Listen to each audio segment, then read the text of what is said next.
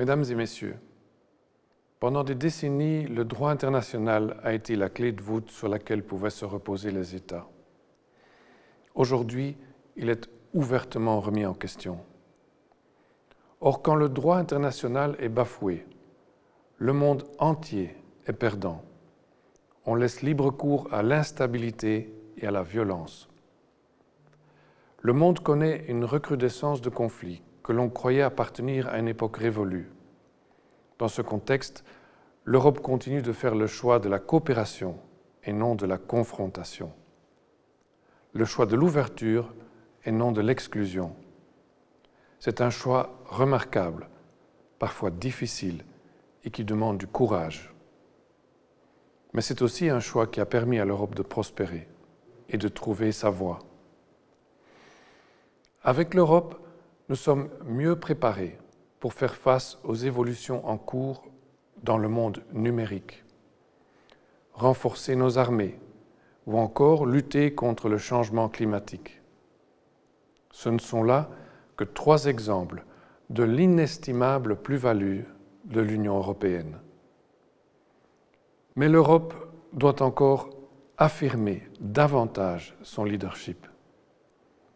Elle doit s'imposer comme un rempart et une alternative fiable au rapport de force brutal dont nous sommes les témoins aujourd'hui, en restant fidèle à ses valeurs, la démocratie, la justice et le droit.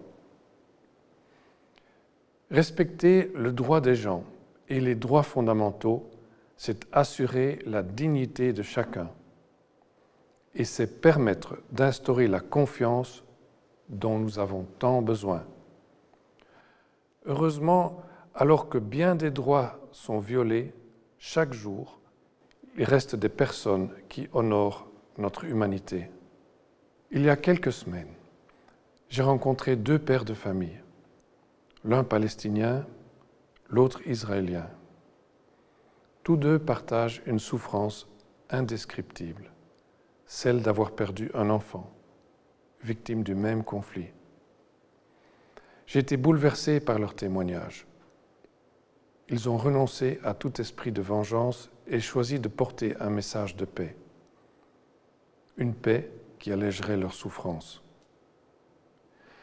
Ces pères nous rappellent que, au-delà de la dimension politique, c'est toujours la dignité humaine qui est en jeu. Je m'associe pleinement à leur plaidoyer et joins ma voix à tous ceux qui dénoncent les graves dérives humanitaires à Gaza, où des innocents meurent de faim et tombent sous les bombes, étouffés dans leur enclave. La situation actuelle n'a que trop duré. Elle est une honte pour l'humanité tout entière. Nous soutenons l'appel du secrétaire général des Nations Unies à mettre fin immédiatement à cette crise insoutenable. En Ukraine, où la population résiste avec un courage remarquable, la guerre poursuit ses ravages. Il est essentiel de continuer à soutenir avec détermination les Ukrainiens qui luttent pour leur souveraineté et, ce faisant, défendent aussi la nôtre. Mesdames et messieurs, face à la violence et l'agitation qui grondent dans le monde, nos préoccupations internes peuvent sembler dérisoires. Mais rien n'est moins vrai. Elles méritent toute notre attention et celle de nos élus. Elles doivent être prises à bras-le-corps parce qu'elles ont un impact direct sur les citoyens. À Bruxelles, en particulier, il est urgent qu'un nouveau gouvernement se mette enfin au travail. En ces temps troublés, la Reine et moi trouvons précieux de pouvoir célébrer avec vous notre fête nationale. Non pas pour oublier ce qui se passe ailleurs, mais pour nous rappeler qui nous sommes et ce que nous pouvons réaliser ensemble en tant que Belges et en tant qu'Européens.